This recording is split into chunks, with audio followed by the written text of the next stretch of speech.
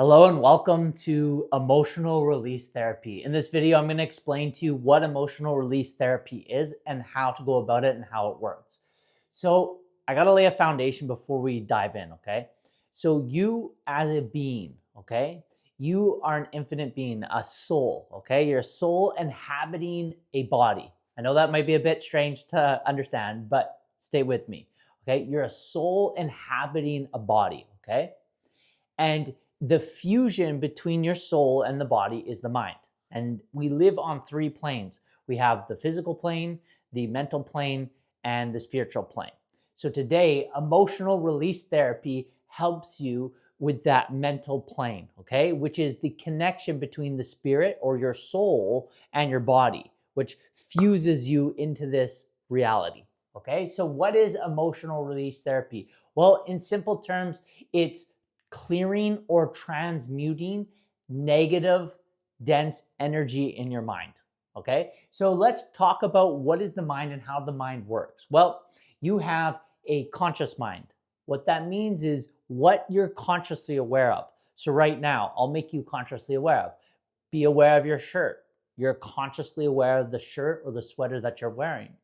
Now, I want you to look at me. Look at me. Now you're consciously aware of me. You're using your conscious mind. I'll bring something right now out of your subconscious mind. Okay? So I'm going to bring something out of your subconscious mind and bring it into your conscious mind. I'm going to show you how this works. It's super simple. Think about what you ate for lunch yesterday. Think about what you ate for lunch yesterday. Think about what you ate for lunch yesterday. You see now that was something that was stored in your subconscious mind and brought into your conscious mind. Now you weren't consciously aware of it, but now you are.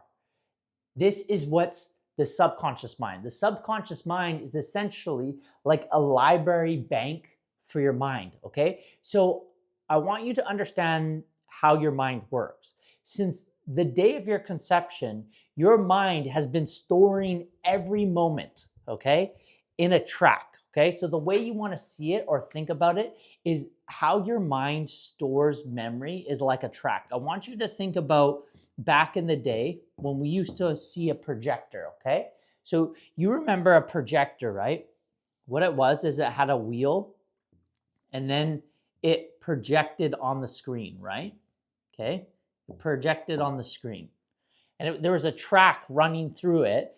And back behind here is a light, okay? And it projects the image onto the screen.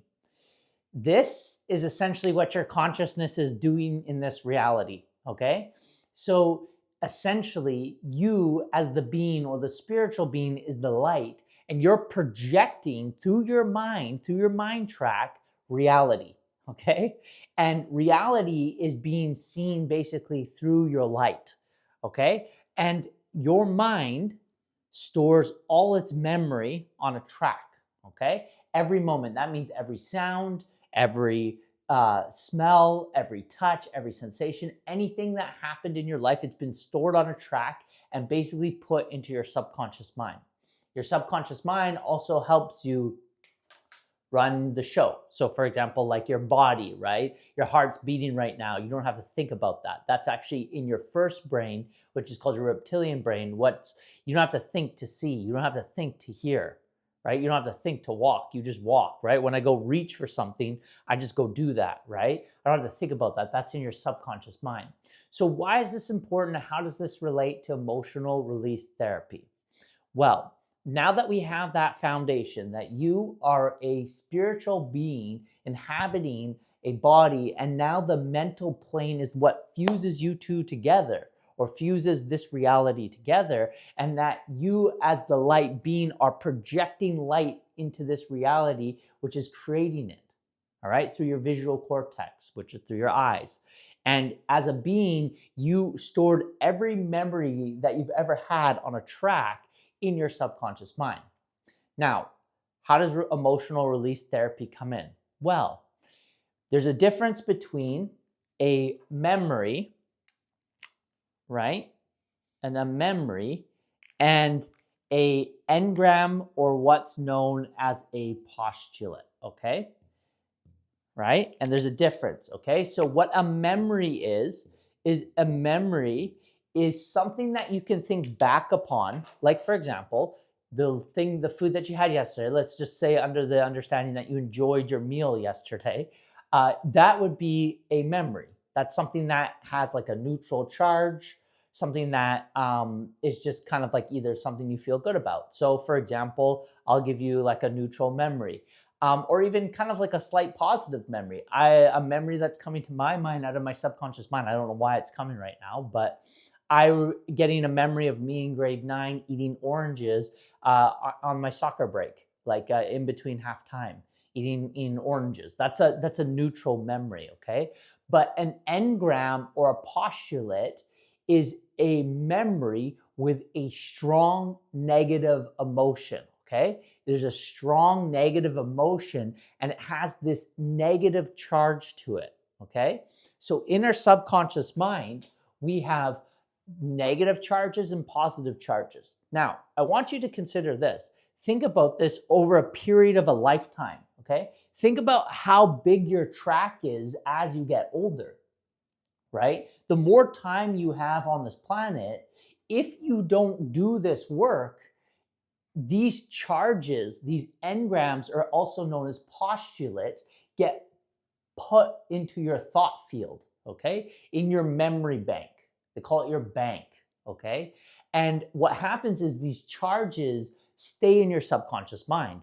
And this is why you see someone get older, typically, if they don't do this work, they tend to get more and more negative because over time, they have more and more of these emotional charges, right, on their track and less of these positive ones. Now, as a kid, you ever ask yourself, well, why is kids typically, or even when you think back to your childhood, not from this moment, but like in an unconscious way, you'd say, well, children kind of have, typically more happy, more bright, more youthful energy. Well, there's a lot of reasons why that happens. One of them is because they have their natural chi running through them. Chi is essentially a word for, or also known as prana, which is what's called your life force energy, the amount of energy that's running through your system, through your body. So on this memory track gets stored or what's called imprinted on this track. And now, if you think back to that time, you have a negative emotional charge, a strong negative charge. So what we want to do is we want to address these emotional charges, or what's also known as these engrams or postulate. So you might be asking, okay, well, Matthew, okay, I'm starting to understand this. We have a subconscious mind, and in our subconscious mind, when we have a negative moment, maybe like a traumatic moment, for example, say you were on a bike, right, and you fell over, and as you fell over, your dad's yelling at you, no, stop, no, don't do it like that. And all of a sudden, the way you internalize that as a little kid is like, oh, whenever I go to try something, my dad gets mad at me, I don't get his approval. Now you told yourself a story that when I go try something new, I fail and I get hurt, and now you're afraid to try things new. And you create what's called a story, right? So we want to address this on multiple layers. So what we want to do is we want to essentially what's called clear or release this negative, strong emotion, which is also known as an engram in psychology or a postulate. So you may be asking yourself, how do we do it? Well, there's a process to doing that. And this process is quite simple. So the first stage of this is we have to understand that if we want to heal it, we have to feel it, okay? This is very counterintuitive, especially for men, okay? But it is a necessary process in order for you to transmute or clear the energy. So it's kind of interesting, but the way that the West or even the world sees crying, right? Full on crying as a negative thing or a weak thing. This is how disconnected we've become as Homo sapiens or human beings in tune with ourselves. We've come to a point where you've maybe heard of this or you may have felt this yourself, but say a relative has passed away. You have a strong, loving connection with that relative. And we say, oh, at the funeral, say for example, an example, like it's your uncle, right, that passed away, and you see your auntie, and your auntie doesn't cry. She's, and you may have heard this, you may have done it yourself. Like, I just pushed that one away, right? I just pushed that away. But what is that? What you're really doing is saying, anytime you come close to feeling that strong negative emotion, you escape it, you resist it, you push it away. And what that's doing is basically you're coping with reality. You're not allowing your bodily system, because the mind, body, soul are a system together. You're not allowing your body to feel that. So what happens is you pack that away, but what then happens is you store that in your body. And these negative charges or these engrams get stored in our body. And over time, what happens is it creates what's called dis-ease, right? Disease is dis-ease. The body's in dis-ease, right? So then these start manifesting in your body. Generally, they can manifest in your organs, right? This is where people can get certain ailments. They can manifest in your back. It can manifest in your knees, in your ankles, in your eyes, in your face, in your skin. All these parts of our body, this is where it says the body knows the score. It gets stored in your body. So the main thing that we want to understand is the way that we see crying. Our viewpoint on it is actually, in my opinion, similar to death. It's a way that we've kind of have this idea of what death is and the viewpoint on it. And what's so fascinating is if you go around the world, which I've had a chance to do, and connect and see different cultures, the way they view death is completely different than the way we view death over in the West. And I'm not saying there's a right or wrong. It's just interesting to consider. And so maybe consider that we're doing that with crying right now. Maybe the whole way that you've been programmed as a kid, as into society, the way that you've been programmed, especially as a man, that I'm not allowed to cry. And if I cry, I'm weak, right? But I want to present you with a process of emotional release therapy. What that really means is you're releasing strong, dense, negative emotions. Okay? So what are the benefits? What are some of the benefits if you choose to go into this part of yourself, go into your subconscious mind, have these releases? What are some of the benefits? Well, more positive memories or neutral memories in your subconscious mind. What happens is when you start clearing these, you free up what's called mental bandwidth. That means your ability to think about reality. And it's also connected to your creative thought, okay? So we have the way that we think. We have what's called linear thinking, and we have what's called lateral thinking, okay? Linear thinking is more logical and down the track. It's very good for goals, right? But you want to not just use linear thinking. You want to also use lateral thinking. Lateral thinking is your ability to think creatively. So I want you to ask you right now, how would you benefit, say, for example, communicating in a conversation with a partner or a potential partner, and you have more creative bandwidth to communicate with them? Your left and right hemispheres start to connect with each other. Right now, in men especially, they're more localized. You're either in your left brain, you're either in your right brain. They're not really connected, whereas women tend to be more connected. But for you, if you do this emotional release work, you start clearing that, you're going to start connecting your left and right hemispheres better. And then think about this. Imagine once you start clearing this, lateral thinking is directly connected to your ability to what's called free associate, which means you're able just to talk and talk and talk and talk and clear out anxiety. Now, also, what are some more of the benefits? If you think of your past, right? So say, for example, you told yourself a story like you had a trauma about trying something new. And now you told yourself a story, and every time you go to try something new, you get all this anxiety inside of you. You start to lock up, your chest gets tight, your breathing gets shallow, you start storing, your jaw gets clenched, all this tension gets stuck in your body, and now you don't go try something new. Yet you, from a soul level, have this desire to want to go do something new, and then all of a sudden it just gets locked in there, and now you don't go try something new. Right? But if you do this emotional release work, you let go of that story, you let go of the emotional charge, the charge that's in your subconscious mind, and now you're freed up. to go try something new. So now maybe there's that new business venture. Maybe there's someone you want to go talk to. Maybe you want to go ask for a raise. You don't have that story running in the track anymore, and you're cleared. And the clearing happens at the emotional level, right? Because when these traumas or these engrams get imprinted on our bank or our subconscious mind, it gets stored emotionally. This isn't logical. So say, for example, you're a man and you want to go talk to a woman.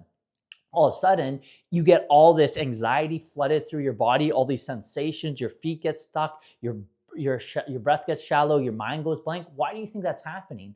Well, trauma is being engaged. Your fight or flight mechanism is being engaged. You're out of your logical mind, and now you're in your emotional brain, but you're in the freeze or flight mode, right? So what we want to do is we want to clear that, right? So now you essentially can increase your IQ. I want to ask you that right now. How much more would your life be different if you could increase your IQ? If you could increase your ability to talk and talk and talk? Now, think about this. You could come up with creative ideas so quickly. Say you're coming up with a business challenge or you're coming up with a career challenge and you need to think more creatively. You have the ability to access more of your creative mind through lateral thinking through this emotional release therapy, right? So this emotional work is very important. So the first stage is, if you want to heal it, you have to feel it. What does that really mean?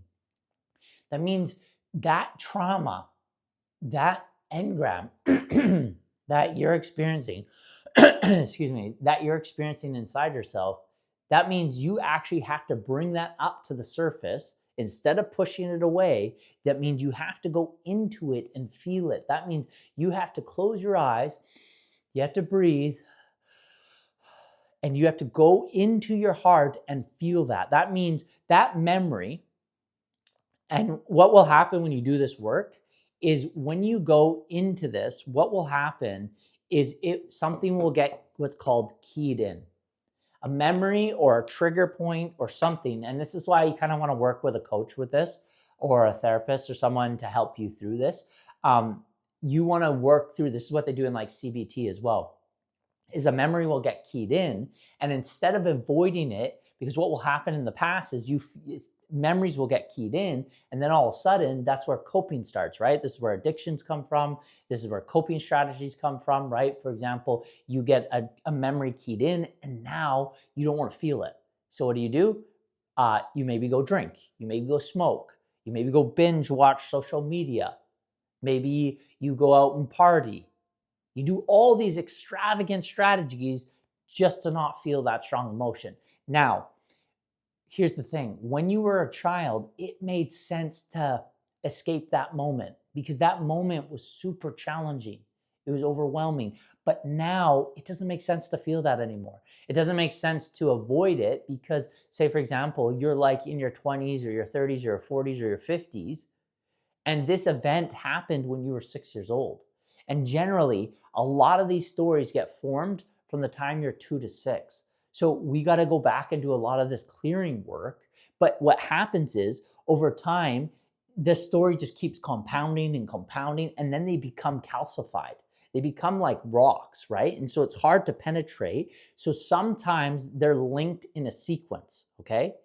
And what those sequences are they're essentially called chains, okay? So you might have in that same engram what's called a chain. And the origin of the trauma actually happened at age 6, but maybe you had a negative experience at age 12. And then, so maybe you had a traumatic event with your mom. And then when you were 12, you were in school and you had a traumatic event by asking a girl that you liked and she rejected you.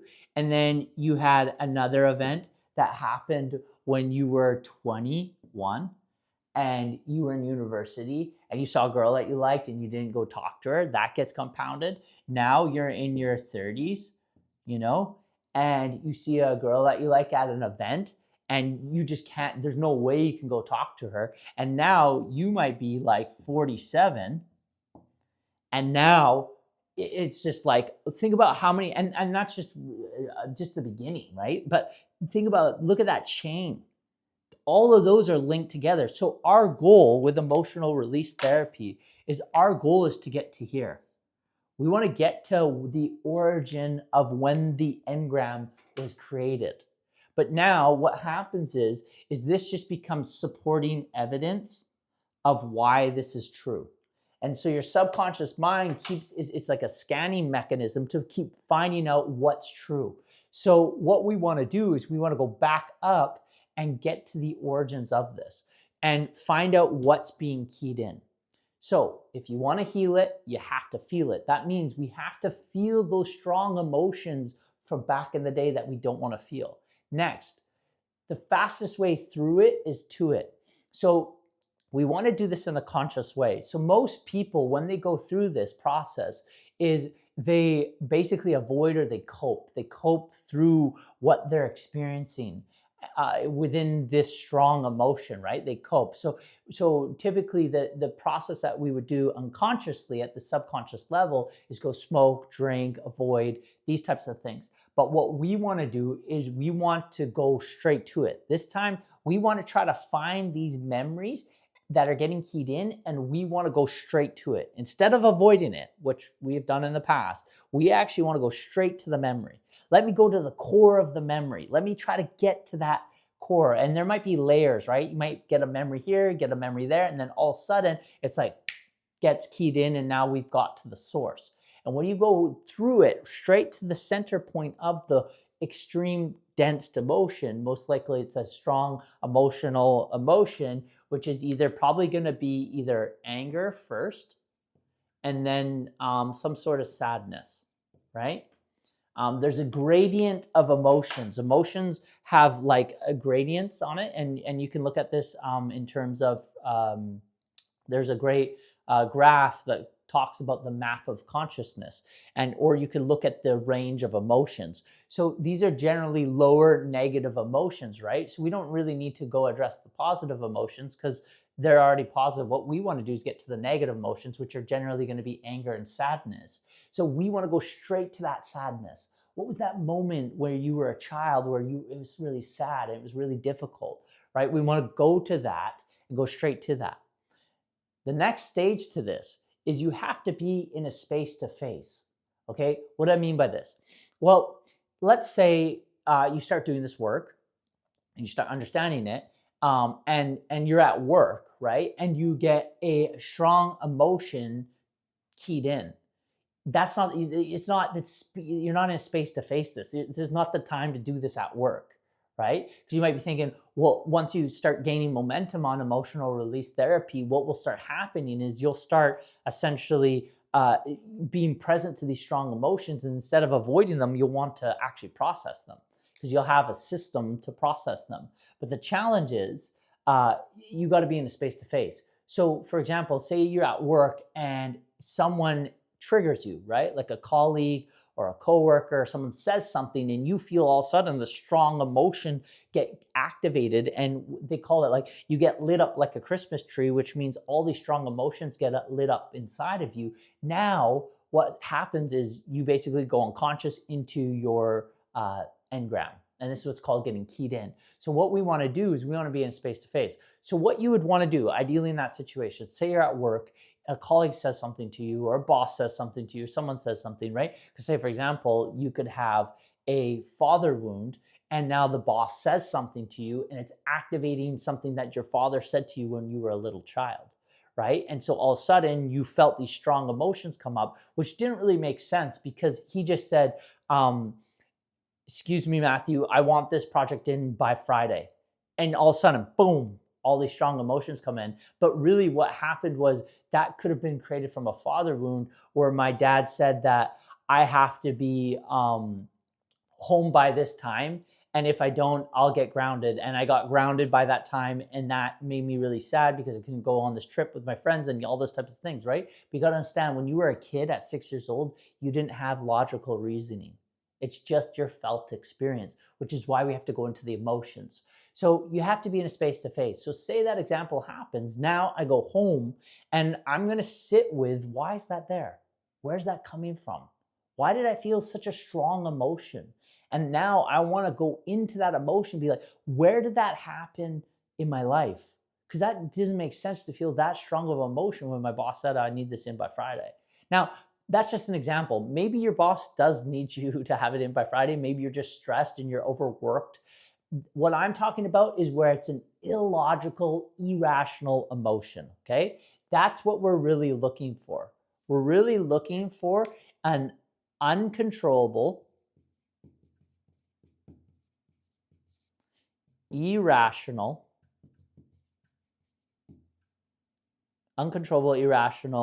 emotion that is illogical. Okay, it basically doesn't make sense. Like, that person just said that little thing and I reacted that deeply. It's like that doesn't make sense. That doesn't add up. That's not logical. That's what we're trying to address here. Okay, so you got to be in space to face. So then let's say now you get home and you explore this and you go inside yourself and you inquire about, okay, when did that happen? Why was that there? Where did that come from? At what beginning? And then you keys in, right? The memory keys in, and it's like, oh my God, this is connected to when dad said that thing to me at that age, and oh my God, and now you want to feel those strong emotions. We don't want to process it through here. We need to process it through here in the body, because the memory's stored in the body. It happened in the mind, but it's stored in the body. So we need to feel that experience. So did you feel anger? Did you feel sadness? Did you feel shame? Did you feel guilt? Did you feel any lower negative emotions? We want to allow ourselves to feel them authentically. The final stage to this is we have to start in the heart. So we need to start in the heart. This is the origin of where we need to start, okay? It's very important that when we do this work in emotional release therapy is that we start in our heart. We don't start in the mind. We might get there through the mind, but we have to start in the heart. What that means is we need to open our heart. What's happened when this strong emotion has been keyed in or this engram has been created? Our heart basically closed off. And when it closed off, we told ourselves a story about the world. And generally speaking, when we tell the story, when our heart closes off about the world, it's something negative. It's something that doesn't align to our happy, healthy, higher self. And so it's kind of stored into our lower self, which you could kind of think of it as your ego, right? And ego stands for edge God out. So what we want to do is we want to release that, okay? And how we do that is we start in the heart. That's the best place to start, is you want to start in your heart. And so there's a little child inside of you that happened in this moment, most likely, and that child needs love. That child needs compassion. That child needs kindness. And so typically when we go into these strong emotions, we're going to feel a lot of overwhelming sensations in our body if you do it right. And this is a practice, okay? This is not something you're going to get overnight. This is something that is a gradual. The way to think about this, how to go about this practice is, I want you to think about a sunset right now. When you see a sun going down, when is it day and when is it night? Like, when is the exact moment? When do we calculate, oh, it's now nighttime? We don't really know, right? Why is that? Because there's a gradient. I want you to see the sky right now in your mind. This is good. It's good to train your visuals. But in your mind, see the sun setting right now and see the sky, see the red and the orange and the pinks going into the blues and the lighter blues and then slowly into the dark, right? It's like, well, where is day and night? It's not really. And the next example to explain this is like, when does consciousness enter the body? Right? When you're having a baby, or you as a baby, when did your consciousness enter the body? It's like, we don't really know. There's a gradient. So why am I saying this? How is this related to what you're doing with emotional release therapy? This is a gradient work. It's gradient. You're going to discover it over time. You're going to become more and more aware of it. And as you become more and more aware of it, this is where you can start healing and processing. And once you're able to process this, okay, once you run this system and you're able to process this, you're going to free yourself, okay? You're going to be so much more calm in this reality. You're going to be calm when you interact with people. When you think of your past, it's not going to have as much deep emotional charge. I want you to think about this. There's an aspect of you that's kind of locked in time. You could also think about it is you're basically being suppressed or in emotional jail to your past. And I say this because this is something I've had. This is something I currently have, and this is something I'm currently working on myself. It's not that once you clear this, because you can imagine if you have a track over the entire period of your life, there's a lot of processing. But here's the benefit. Once you process it, it's cleared. So now, what was once a strong negative charge, once you process it, once you heal it, once you go through this process, it now just becomes a neutral memory. And now there's a phenomenon that happens. And here's the result. Over time, the dense negative ball of energy in your mind field becomes white light positive. Okay? So if you think of it colors, this is like dark, dense, negative energy that's filling up your mind field. Whereas over time, this becomes your positive white light energy. And now you become more free in your mind. And you actually, this is what's so cool, is you start to become a childlike, you have like you tap back into your childlike curiosity about reality, and you have the adult maturity.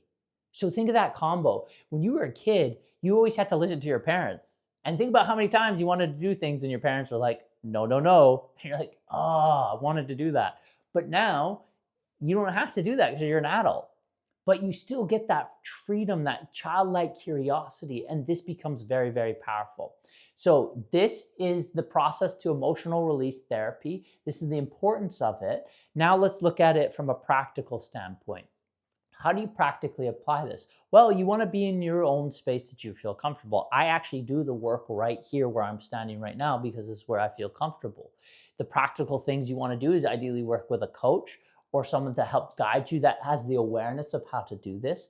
If you don't have that, what you can do is there's also ChatGPT journaling prompts that can prompt you to reflect. And then once you reflect, what I like to do is I like to put on music that triggers these emotions inside of me that makes me feel the feeling stronger. It's maybe lyrics in a song that always gets you feeling emotional. Maybe it's a movie that you can think about. Anything that can provoke these emotions to kind of enhance the emotion, because we kind of want to provoke it, actually. We want to provoke this origin, which again seems counterintuitive. We don't want to provoke it. And then what will happen? You'll feel the strong emotion. And as you start to feel the strong emotion, you might feel anger, you might feel mad, and these strong emotions might come up, and if those strong emotions come up, there's a process that you can do where you can grab a pillow, scream in a pillow. You might want to punch a pillow. This is a healthy way to let the energy out of your system. Again, you can see why you want to be in your own space. You don't want to really be around anyone. And then what happens if you move through that anger, then what might happen, depending on where you're at with this, I just basically move to sadness now. Then what's going to happen is the emotion will transmute. And now what will start happening is you'll start to feel sad. And you'll do this. And you go deeper and deeper in the feeling. You release and you let the feeling, you go deeper and deeper. And if you do this right, the process the actual total time of feeling the negative emotion, this is what's crazy. The actual total time of feeling the emotion is anywhere, in my experience, from 2 to 15 minutes. Now, depending on how deep the engram is, there might be intervals where you might feel it deeply for 5 minutes and your system's like, needs a break. And then you feel it again. You go deep, deep, deep in it. Ow, cry. You notice how I'm touching here because this is where it gets stored, generally speaking, in the heart. And you cry, you release, and you take a break for a bit. You might do this over 3 times in a half an hour or 4 times in 45 minutes, an hour. And what will happen is that's what's happening is now this is now clearing and it's transmuting It's transmuting or releasing and changing its energetic composition. Okay, so it's going from a negative to a positive, and that crying is the ability to transmute it. So let's go back to that example where maybe your auntie and uncle, and your uncle passed away. I really, just using this as an example, I hope that's not what's happened to you. But as an example, let's say the uncle passed away, and so in their world, it's her husband passes away, and she just puts on, they call it, right? Have you ever heard of that? Put on a strong face. Is basically put on a fake face and suppress all your feelings, push it down, and never feel it. But in one culture, what they do is I think it's the Jewish culture, is they give themselves 7 days to actually go through all those sad emotions, and they feel the emotions. And here's the thing. There's not really a timeline for your emotions. Some emotions can clear in 7 days. Some take years, right? And it's a process. That's why I say it's like kind of like a gradient. But now she's put on a strong face and she's not allowed herself to feel, when in actuality, if she would just allow herself to feel those strong emotions, move through them, process them, it'd be very powerful. And then you become very strong, right? You become very strong internally. And you become very powerful in your emotional range. Now, this is very important, because if you want to be a parent, you're going to need to have this ability to have this emotional range and hold space for your child to go through those emotional ranges. If you're a man, your woman is going to go through this incredible range of emotions through your relationship. And you want to have the emotional capacity to hold her in those emotions without changing her. Because you understand, by going through this emotional release therapy and going through the system, you understand that there's an importance of having those emotions, and they play a role in your development as a human being and how you navigate reality. And you understand the benefits of going through those emotions without needing to change them in a healthy way. So this is really ultimately how you process your emotions in a healthy way. And unfortunately, in the West, I don't know too much about the East in this regards, but in the West, we tend to look at this as bad, okay? But really, it's just the way that we've gone about it. So hopefully today, you've understood the importance of emotional release therapy, what emotional release therapy is, how to run the system of emotional release therapy, and the practical steps to doing this. Now, if you have any questions, let me know, and I'd be happy to help.